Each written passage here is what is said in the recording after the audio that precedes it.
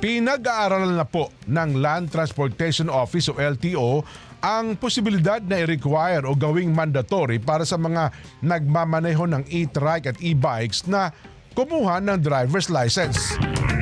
Ayon po kay LTO Chief Marcos Lacanilao, pagunahing issue ang kaligtasan lalo na kung ang mga e-trike o e-bike ay ginagamit sa mga pangunahing kalsada.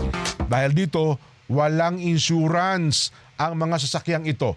Kaya kung may aksidente, ang mga pasahero at ibang sangkot ay hindi po makakakuha ng anumang insurance claim. Plano rin po ng LTO na palawakin ang mga kalsadang ipinagbabawal sa e-trikes at e-bikes. Kabilang po dito ang Commonwealth Avenue sa Quezon City, Marcos Highway papunta po ng Eastern, Metro Manila at Karatig na Rizal. Sinabi pa po nila Lacanilao na ang Department of Transportation ay maglalabas po ng memorandum circular na magtatakda kung sino ang kailangang magkaroon ng lisensya at alisin sa mga unit ang kailangang rehistro sa LTO.